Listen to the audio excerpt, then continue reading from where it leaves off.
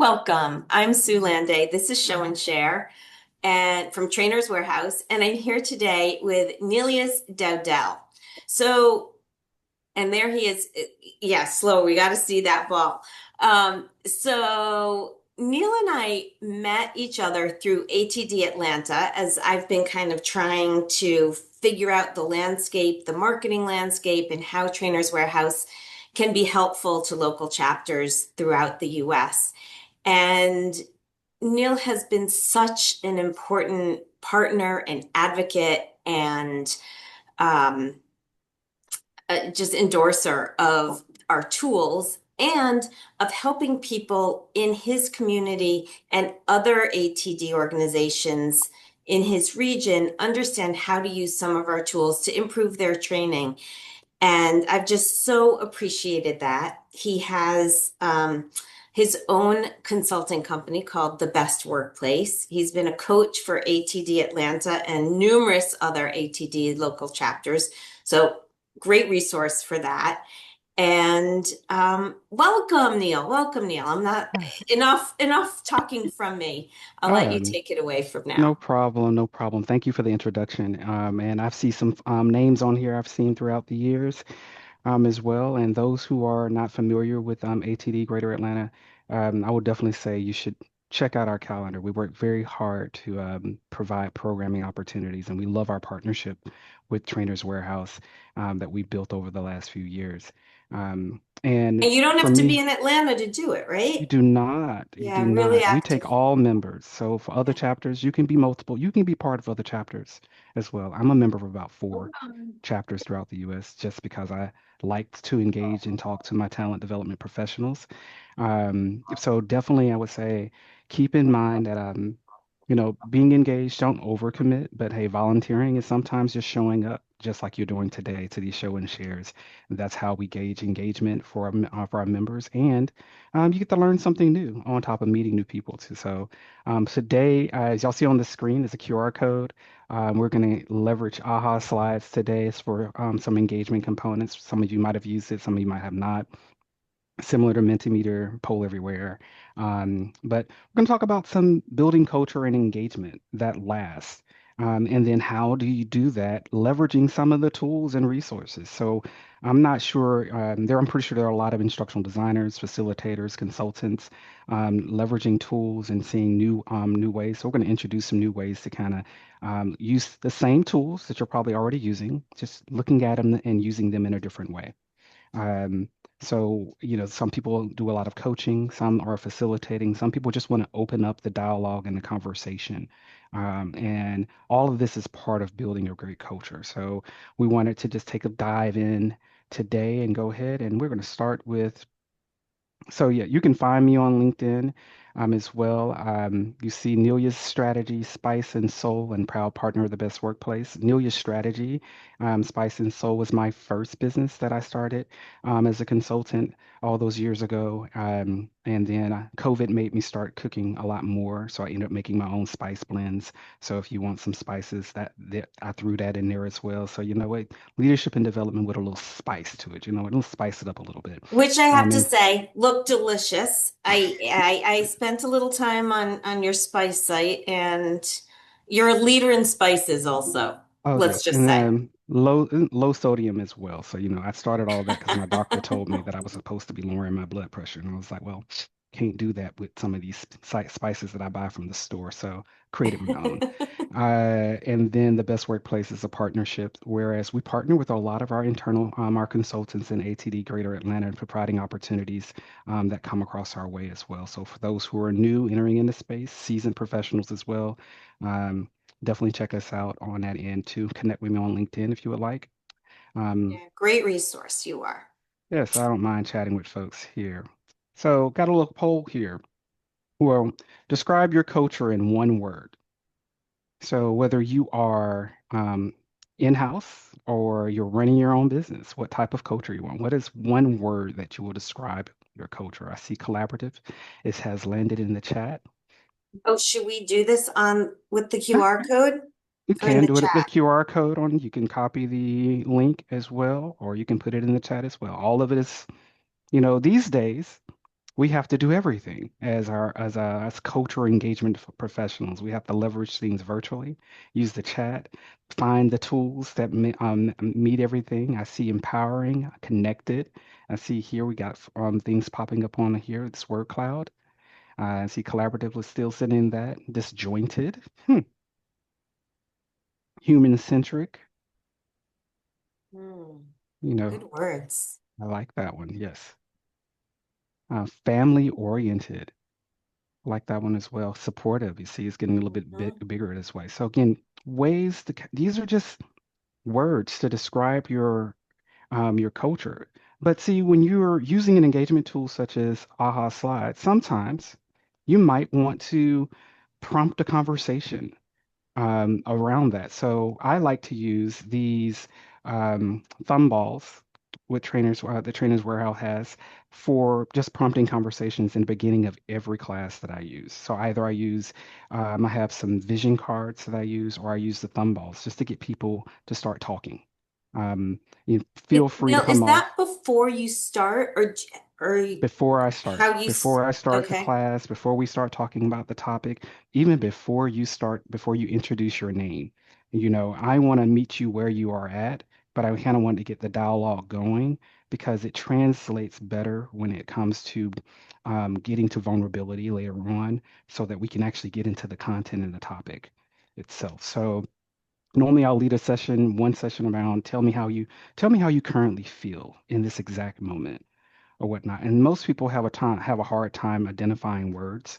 So I have my feelings wheel. I'll either put up on the wall, or I have a tool like this and have them start putting in their feelings. So I get an understanding and sense of where everyone's at and how they showed up and arrived.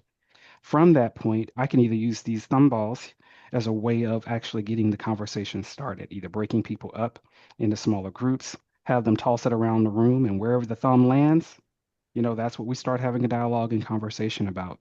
But how does that play into culture? So just imagine every leader taking the time to truly meeting everyone where they are at. So there are thumb balls for values, there's thumb balls for emotional intelligence, conflict. So just great ways of just engaging, utilizing these and tools just to get things started. Takes 2 minutes. Unless you have a class like I had of 60, and so I had to remind them they all had 10 seconds. They had 10 seconds to tell me how they felt and throw the ball to someone else. It was like rapid fire. Um, so this is one way here on the next slide here. It says, which aspect is most reinforced in your organization? So we're talking about culture. Culture leads you into conversations around behaviors. So what are we reinforcing when it comes down to that culture? So I've seen supportive. So what does supportive mean? How do you break that down? So what are the actions that demonstrate connection? You know, Mm. what are those things? Those are the things that we're translating in any session. Y a qué hora los vas a buscar a la casa. Right. Yeah, that's fine. So those are the things that you are translating. It's like, hey, we're all talking about behavior change, and behavior change is down to actions. They don't send people to training because oh, you're just doing so great. We just want you to go to training. Hmm. We want you to go to training to improve, to develop, to grow. So thinking about what are some of those there. But then there are some behaviors that are not necessarily good to building a great culture as well. And you can see here there sometimes are unwritten rules that everyone knows. Anyone has an idea of an unwritten rule in their organization or in an organization they previously worked at that everyone knew? Mm.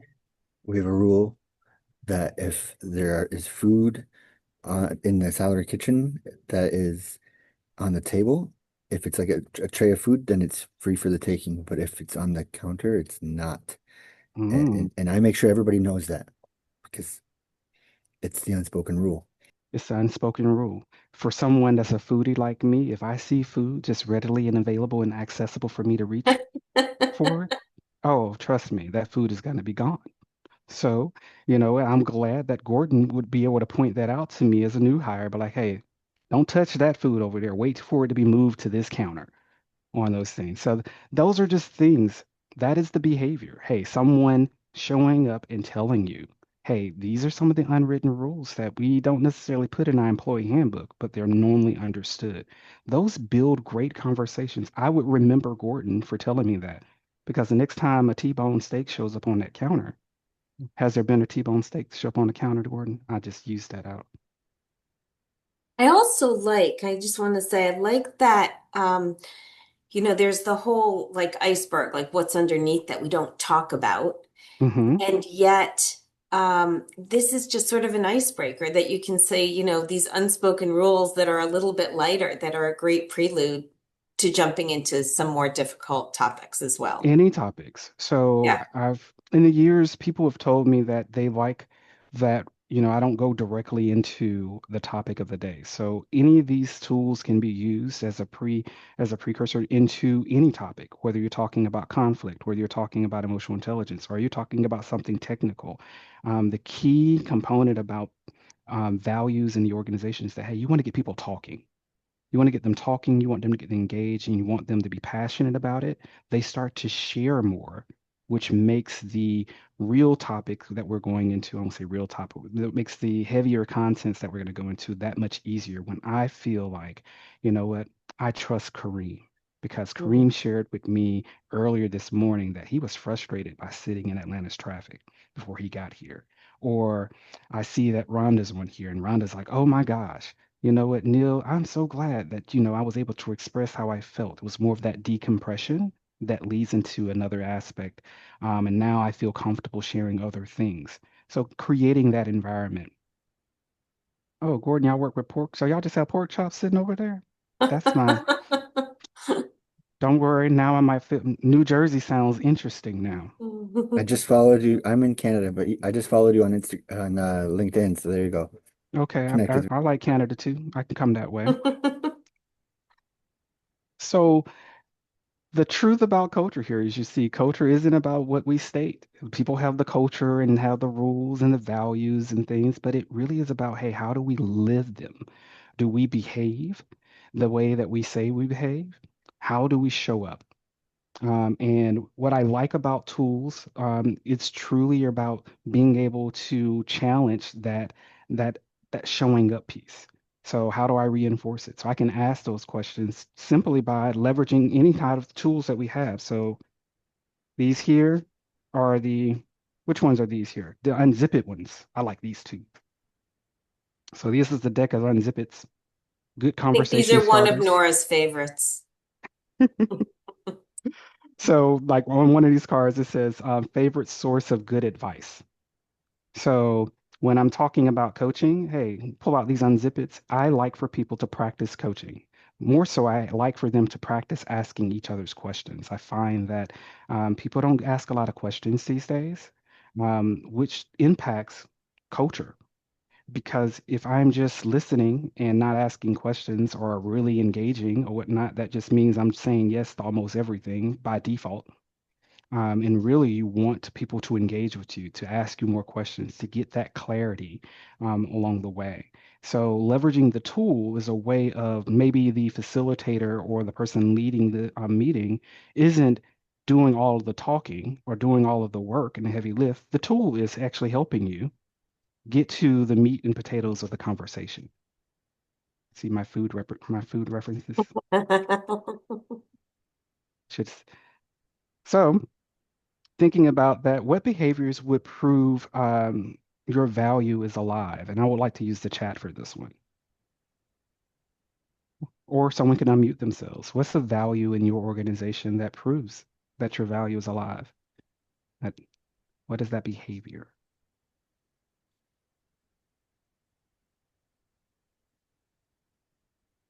I see Jason posted in the chat. We create a psychological safe space. I would ask how. Go ahead, Jason, since you're unmuted. Yeah.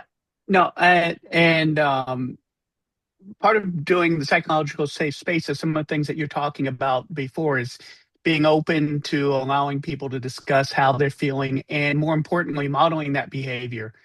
So if it's so doing things like admitting when we're wrong and when we've made mistakes, that creates a psychological safety to let other people do the same.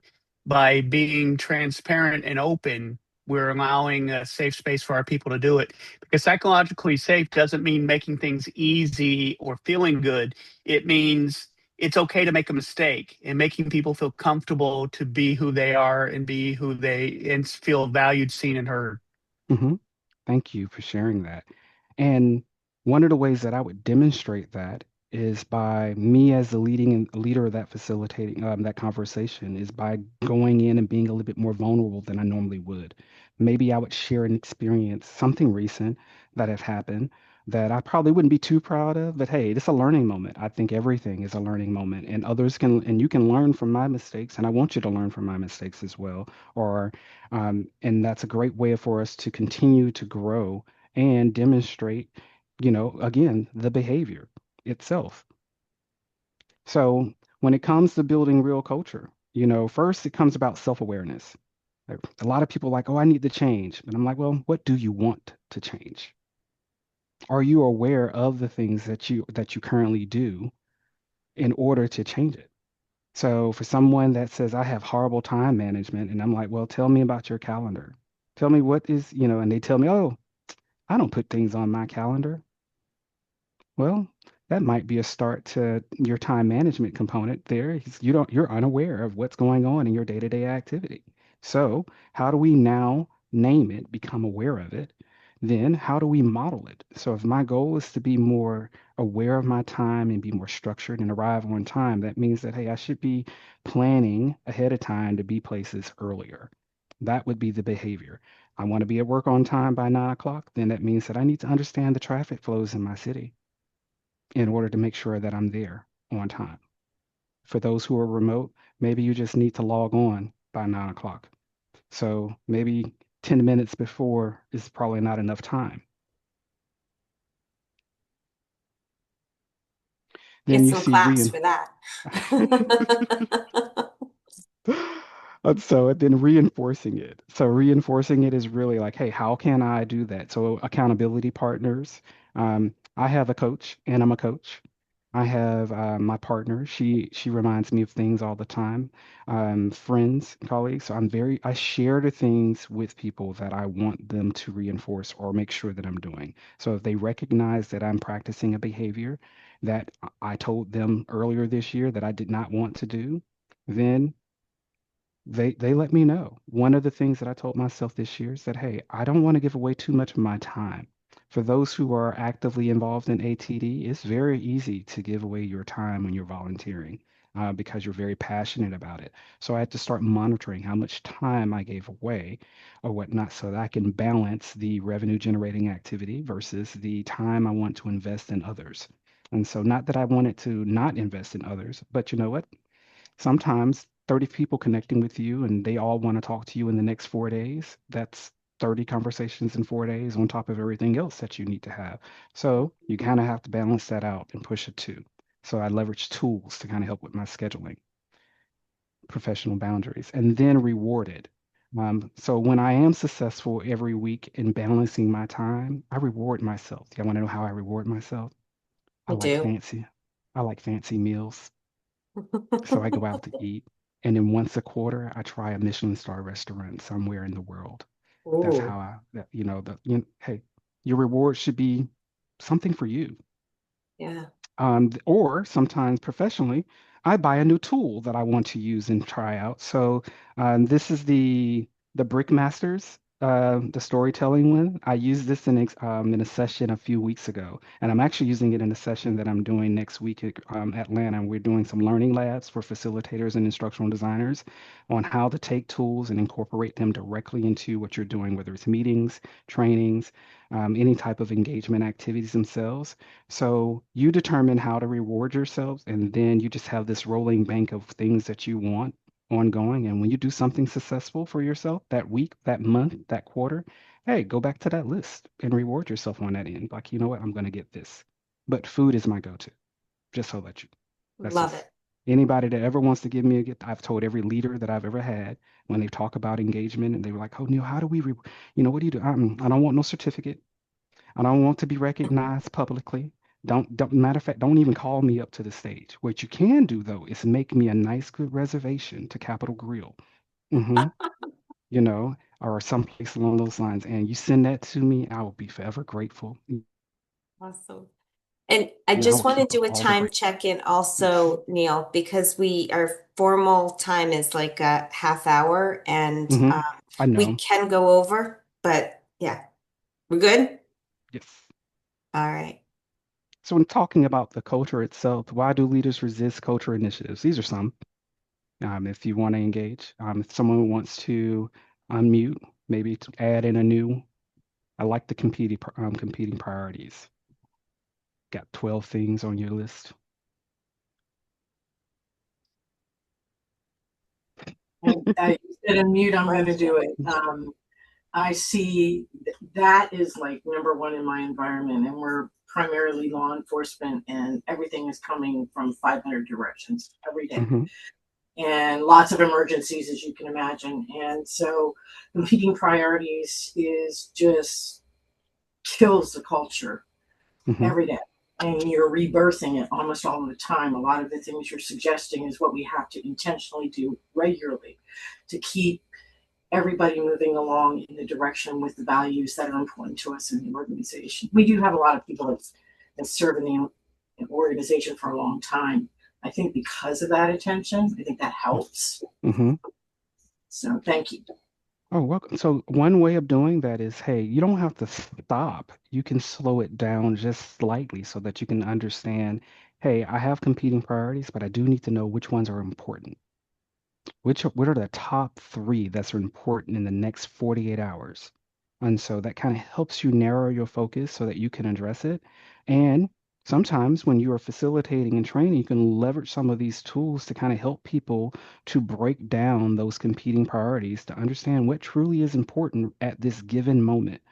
Yes, it's all important right now, but what's important at this given moment? Since competing priorities And having is the conversations about that, right? Like yes. articulating it, making sure everybody has common understanding of Hmm. either their shared priorities or different priorities and how those might intersect. Yes. Yeah. So as you can see, most leaders do not resist the culture. They normally resist clarity. Maybe what you asked me to do wasn't clear. Who's gonna own it? I'm on a team of 15 people. Now who's doing what? You know, measurement. How are we measuring success? When I'm coaching, that's one of the things I ask every client before we even start. What does this conversation look like? What does success look like by the end of this conversation when we first start? I need to know so that I can gauge. I need to determine if we're off track or if we're on track, or hey, are we at a halt or pause? And then it allows for me to solicit that buy-in.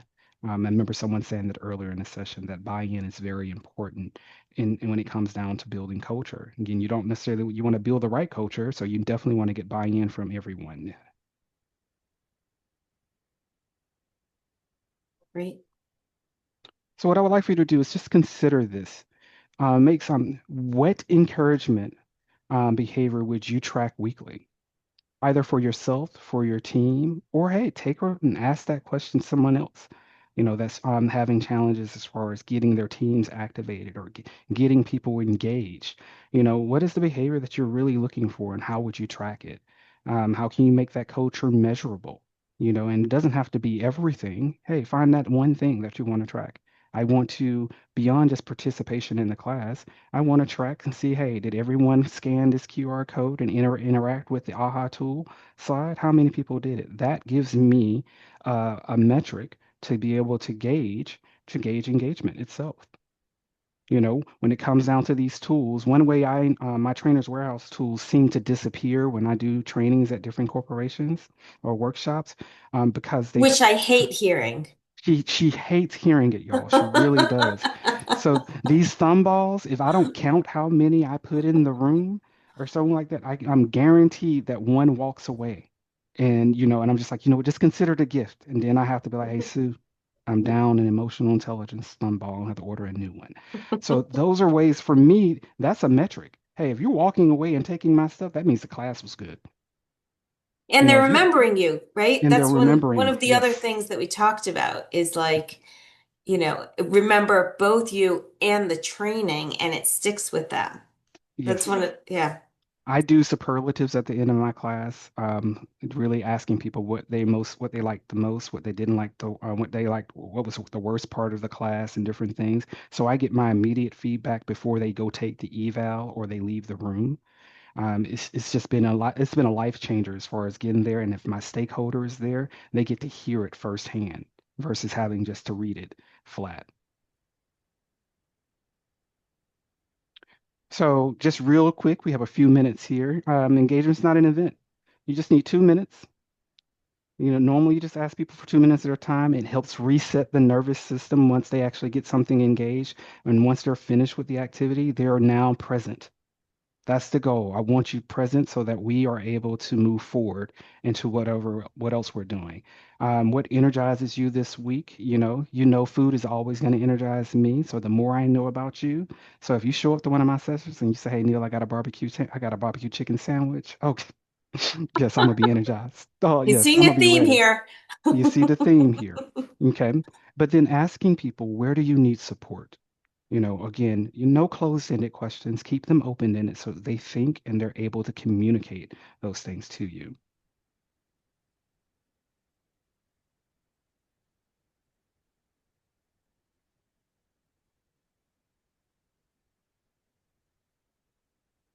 Oh, they have a quiz. We don't need to do Oh. it. So before we close, I just wanted to know what behavior will you activate this month? What positive behavior would you activate this month that you want to do? You can put it in one word. This is just another word cloud. Now, are you going to practice connection? See, being supportive, um, you know, being an active listener. Um, it's the Lenten season at this current moment, and one of the things I told myself is that, what, I want to build a prayer list. So I write a list of everyone that I engage with on a continuous basis or whatnot, just so that I'm keeping track of it. It's my intentionality. So, and I want to build a habit of being able to, hey, to recognize those that are in my life that add value that I meet, and keep them on their mind.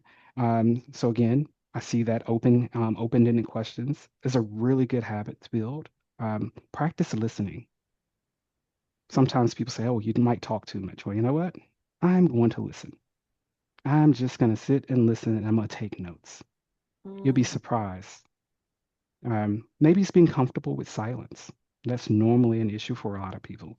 Um, so when I'm coaching, doing career coaching, I let people know I was like, you can over-explain some things when you're doing in an interview. So be comfortable with your answer and allow the silence to happen because that allows for that recruiter to catch up.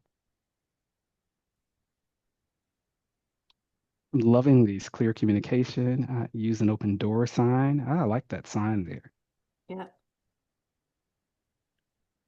So with that, hey, Sue, right there, 30 minutes on the dot here. We talked about these unzip cards. We got us some thumb balls here. And you know what? That Brickmaster storytelling one, this right here, you can use for almost anything. Like I literally just throw it together. Oh, forgot about the kudos cards. My bad. Buddha's, well, it's interesting because you talked about values and recognizing the behaviors that you see exhibited that go along with your stated values. And so this is a great tool to do that, as well as this one. I noticed you did this thing and putting, these are in duplicate, so you can actually keep a copy or give one to a supervisor. But it's kind of, if you want the behavior to be repeated, you want to make sure you recognize it and reinforce it and appreciate it. So, Neil, this has been a terrific and absolutely important reminder to just think about how we're instilling values, how we're coaching, how we're listening. I also loved the aha slides. I hadn't seen that before, and with a bunch of trainers on here, so important to just experience different tools. Before we say goodbye, huge thanks, but I want to open it up to the group to ask any questions that they might have. What do we have? Anybody? A lot of hand claps. feel free. You are more than welcome to connect with me on LinkedIn, ask questions um, on a variety of different things. ATD related, SHRM related, coaching related. There's a lot of different ways. In the chat, I did put the Trainers Warehouse link. They have updated their website, y'all. So go check it out. Um, Oh, Find a thank you new for tool that. that you want to add to your wish list or your rewards list to reward yourself to use later, even if it don't know how to use it. Get it anyway. It's fun. It is fun, and there's lots of tips and lots of trainers and colleagues Mhm. to ask how you use different things. Um, I have a question too. yeah. Um, Neil, great presentation. Thanks for the information. I just had a question in terms of, is there anything that you can recommend or that you've seen work really well for helping a company bring their values to life outside of, like defining the behaviors? You know what I mean? So of course that's a great start, like clearly defining the behavior, but is there anything else beyond that that would really help a company to really bring the value to life in a Um, meaningful way? There are some workplace scenarios that you can use, and there are some workplay cards. Um, s- if you're able to create a safe environment for them to practice, that's one of the things that I've been noticing in the last few years is that we don't have enough time to practice. It's one of the reasons why I've been launching these learning labs. Is what okay, this is what you want to go to the learning labs because you can practice. They need to practice the behaviors. It's one thing to define it. There's another thing to actually see how it shows up beyond dialogue. Like, hey, how do I engage it? So those workplace scenarios are ways to kind of do that, and then listening to your response and your reaction and getting feedback for people that are there. That's been one way of doing that. And if you can get them into a controlled environment to do that, roughly need an hour to 90 minutes. They don't even have to be that long. Practice doesn't take that long. Some people just need the exposure. Got it. That's helpful. Thanks a lot. Welcome. Great suggestion. Any other suggestions? As folks are thinking, what I loved your answer, Neil. It's probably much better than mine. What came to mind for me was even how you introduced the balls in a training session. You can do the same with small teams. So some of them that we have are like about team dynamics. So you bring that into a small group meeting and welcome people to have conversations about, how are we supporting each other? What are our opportunities? What makes a good team? And all of the all of the prompts on these balls are vetted by trainers and by experts. So they're meant to promote positive conversation. Of course, you can always create a parking lot if if you're starting to have a conversation and it raises, an issue or a concern that you're not really ready for, but you want to mark that moment and come back to it. So yeah, so these tools, again, it's not just for that training session, but they can be a resource to promote conversation throughout. And one more thing is by playing, whether it's a role play or using a kind of game like, again, whether it's a Brickmaster story game that has people develop a story together, or a Team 10 deck that is a game that focuses on dealing with disruption. The idea of playing a game that takes you out of your day-to-day is really helpful because you can see how people's natural dynamics play out, have that experience in a safe kind of interaction, and then be able to go back and say, okay, what did we just learn from this? Do we see these same kinds of behaviors in our day to day? Or can we, can we move beyond that? So I don't know. It looks like we just lost Neil. I don't know. Maybe you had to go. But anyway, more questions. Any other questions, either for me or Neil? Actually, if he's not here, I don't know. That was weird. Thank you, Neil. You did a great job. Anything else before we, Nora, would you like to say more about reflection and processing? There you are. Yeah, we've been having internet problems. My bad. Okay, no worries. Nora, yes, what were you going to add about reflection and processing?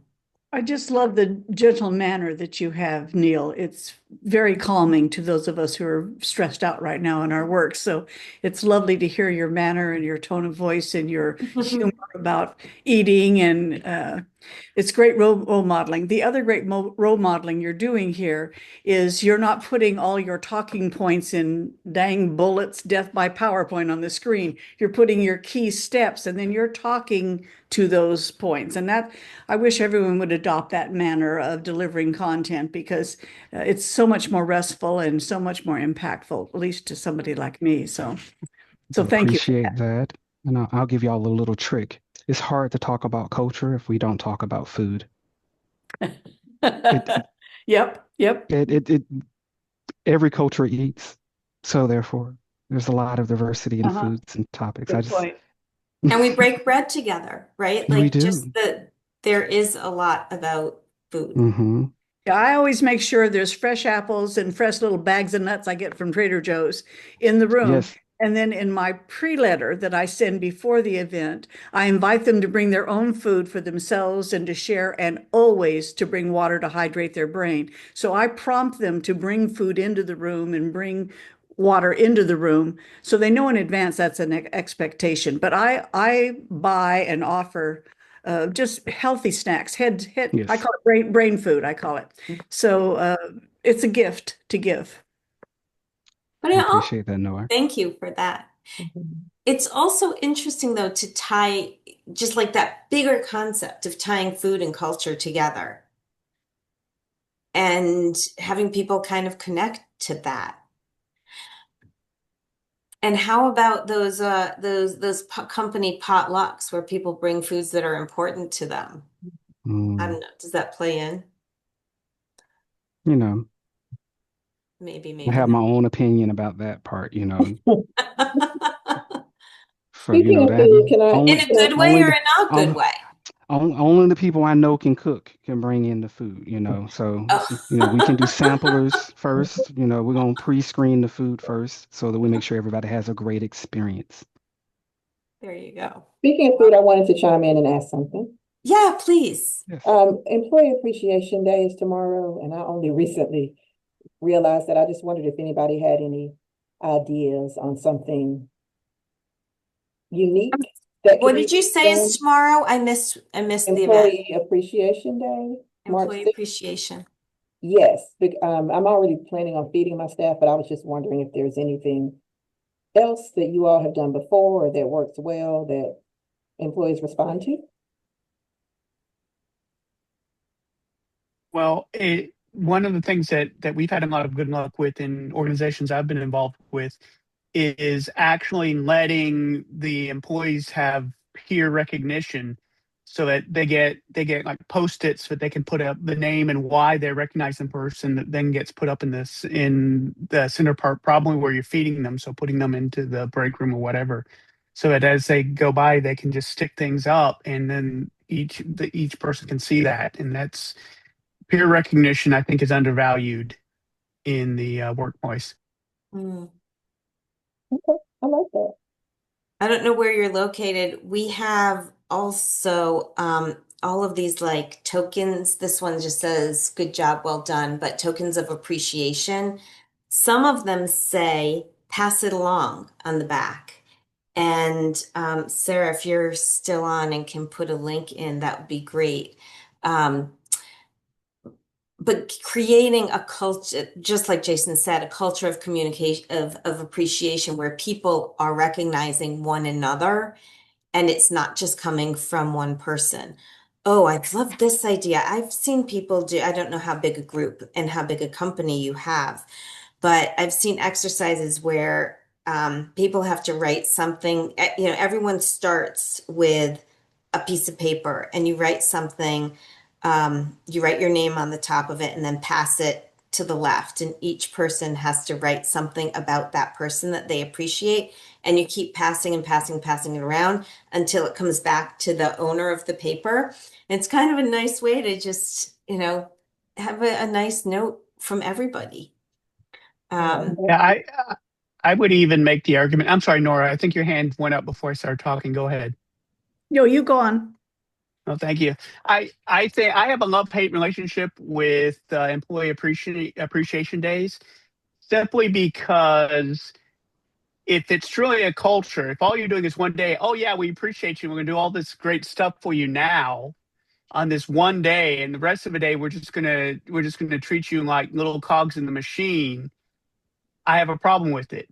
If it's built around a culture where every day we're showing appreciation to our people, either by just, hey, how you doing today, just recognizing them as human beings, talking to them, and even more importantly, getting their feedback, what's working, what isn't working, and just having them, making sure that we're making people feel engaged, seen, valued, and heard every single day.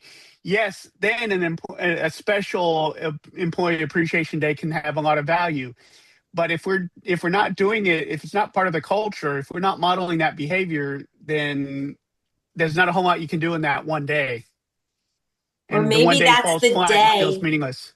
maybe that's the day that you launch your kindness appreciation, your program or something. A few sessions ago, we had Jamie Graceffa, who developed a deck of kind cards and was talking about developing a culture of kindness. And it may be, again, like you say, not a one-day thing, but maybe that's when you launch your program. Nora, what were you going to say? Absolutely. Couple things. One is on the kudograms, I always make sure they take at least two, one that they're going to give to someone else and one that they write to themselves. I always ask them to acknowledge their own strengths and what they do and to keep that themselves. About the pass the paper around, a variation on that is using cardstock and markers that don't penetrate through the cardstock. You tape it on, have someone tape it on their back, and they walk around the room. It's called pat on the back, and they come up and they pat somebody on the back, and then they write something they like about them on that, and then they pat them on the back, and they move on to somebody else and move on to somebody else, and then they take it off and then they read it. And people tell me all the time that they take that and they hang it up in their cubby where they work, and it reminds them the people around them like them. You have to put little safeties in it. One is make sure you only write kind things. Second boundary is look around and see if someone doesn't have much on their back and come up with something to pat them on the back with, will you? So everyone has something on their back. So it has to be with people who know each other. It's a good little strategy to variation on the pass the paper around. Awesome. And I think those kudograms can be posted on a public board. They don't just have to be handed to someone individually. Thank you.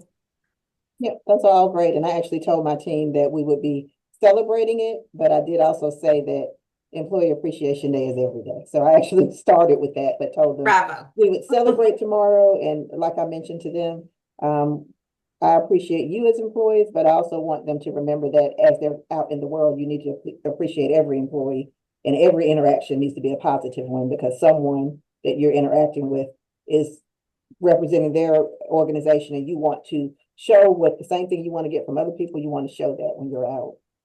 So Awesome. Let me at this point say my formal thank you. But before you had disappeared, I was starting to say thank you, Neil, for this awesome session. And then I think you had your snafu. But really, thank you. So helpful to think about, these culture and values and appreciation and developing the kind of workplaces that people want to come to work, and using these tools to do it. Appreciate it. Anyone's in Atlanta on March 12th, we'll be doing this live. A lot of tools in a 2-hour window in partnership with Emory University. So, and Nice. ATD Greater Atlanta. I appreciate your support Of course, there will be Keeping Us food, Warehouse Jason. also. Thank you.